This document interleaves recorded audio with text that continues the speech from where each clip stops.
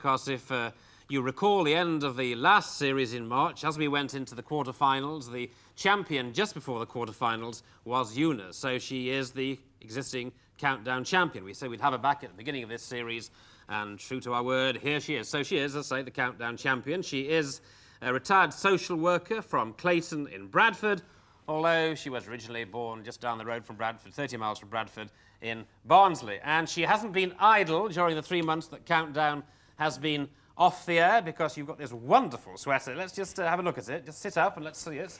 All right, just talk us through it. It's a wonderful thing. Right, well, it's got you in this corner. I think, well, I can't see from here, but it's got you in one corner anyway. And it's got Carol across the front and, of course, the logo. And it's got Channel 4 somewhere on one of the sleeves. And all the all the celebrities and most of the production team. Well, and the girls from the dictionary. We've got Frida and Oxford Dictionary here. Well, that's marvellous. So, well, excellent. How long did that take to do, actually? About a month. About a month. Yeah. Well, it's absolutely super. Thank you. May it bring you all the best of luck. So that's Una Sheft, and welcome to our newcomer, Miri Purse. Here's Miri.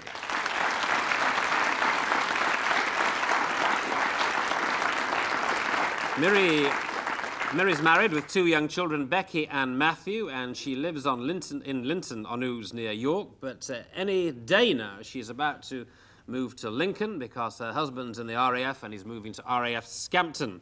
Now, Miri's a school teacher, and her hobbies include swimming and water skiing, but she doesn't want to end up in deep water today. In fact, she's hoping she'll be on the crest of a wave by the end of the show as the new champion. Let's see, and let's wish her luck, Miri Purse.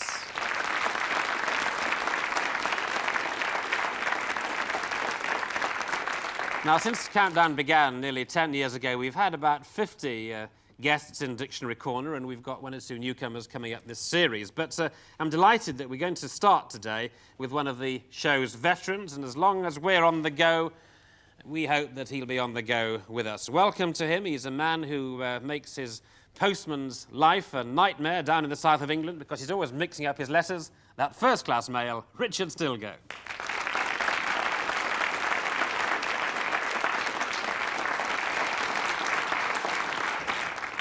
The dog the postman doesn't like, as far as I know.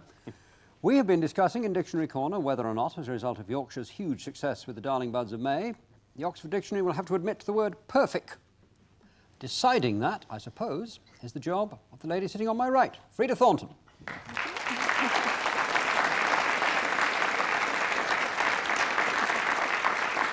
Yes.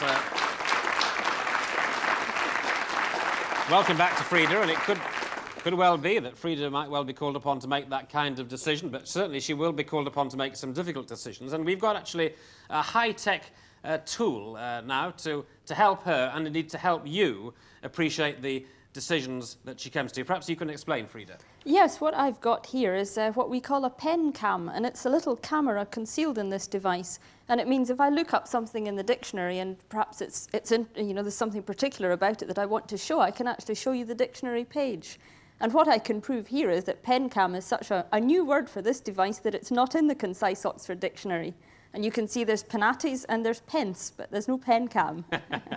All right, well, that's a good little machine there, and it'll take a bit of the argument out of things. So that's, you'll have a bird's eye view of the dictionary, the Word Bible, of course, the Concise Oxford Dictionary, because the word to be accepted has got to be in the Concise Oxford Dictionary. So that's Frida Thornton with her newfangled technology, but of course we still rely on this programme on old-fashioned brain power, and that's delightfully supplied by Carol Vorderman. Thank you. Hello again.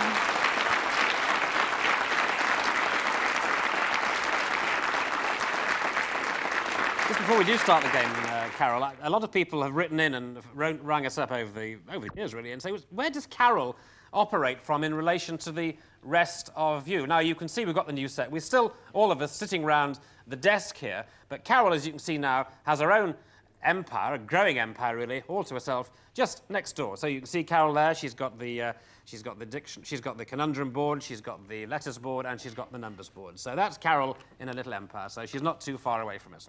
OK, here we are, and here we go. Una Sheft, Miri Purse. Una, your first selection of the 22nd series of Countdown. Could I have a consonant, please, Carol? All right, what do we start with? An F. And another consonant, And please. another one, that's H. A vowel, please. O. Consonant, please. N. Another consonant, please. Way of spelling phone, isn't it? H. Vowel, please.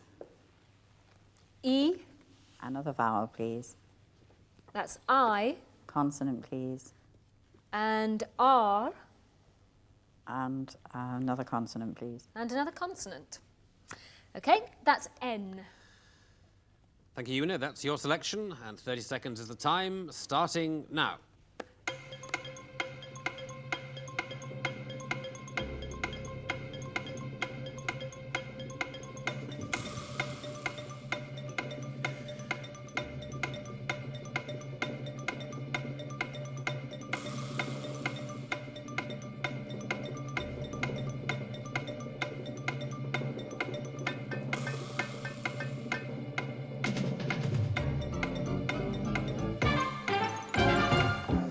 Yes, Una.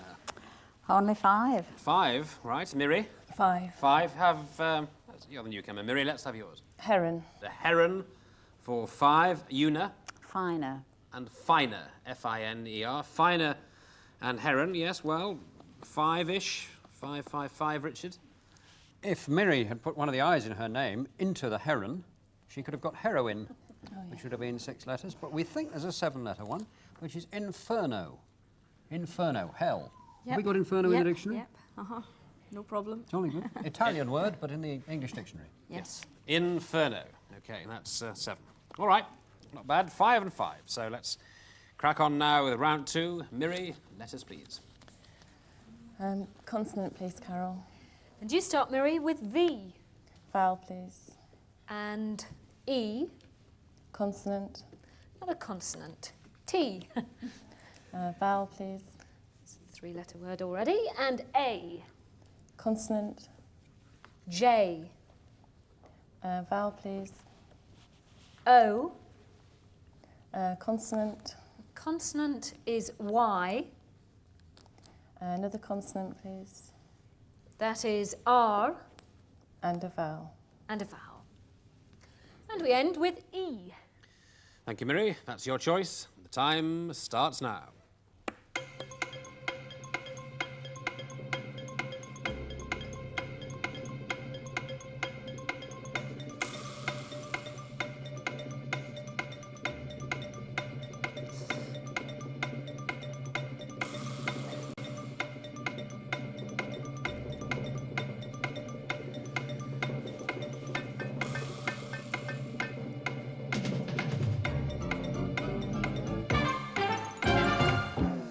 Yes, thank you, Miri.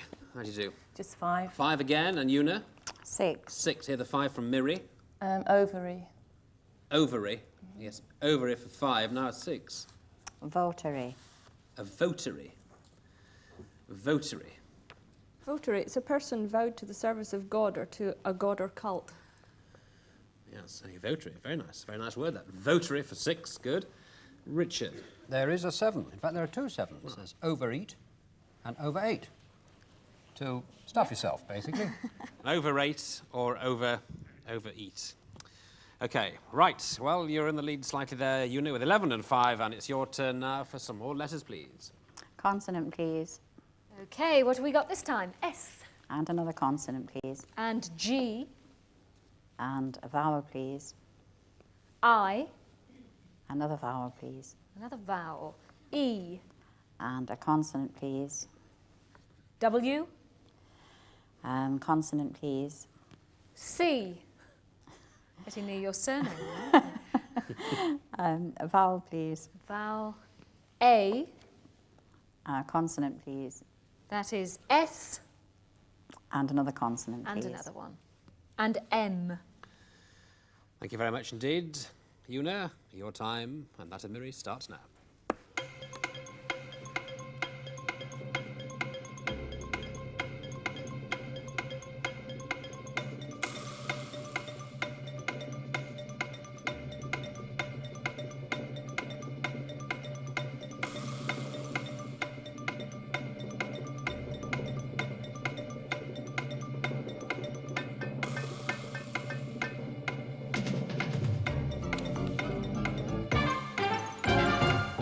Yes, Una.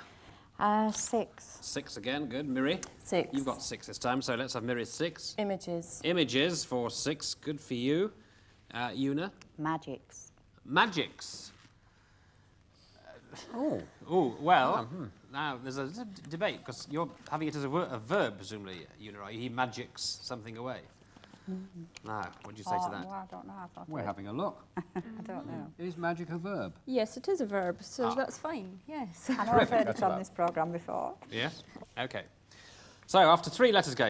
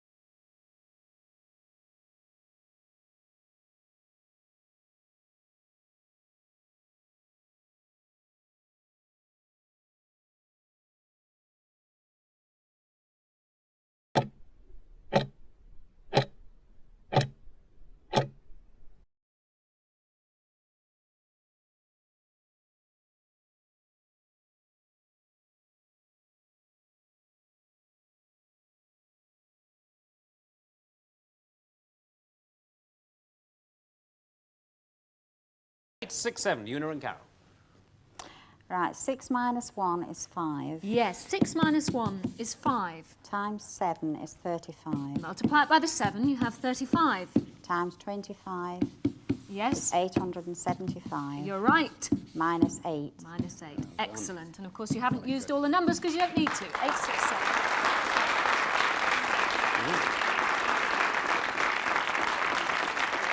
Oh, very good.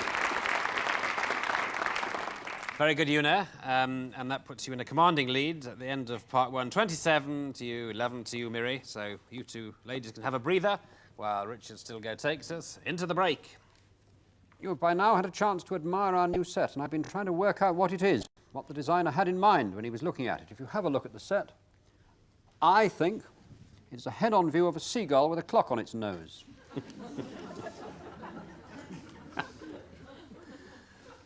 But I could be wrong. It's it's a point of view, and while you think about that, we'll take a break, but join us for part 2 of this first game of the new series of Countdown.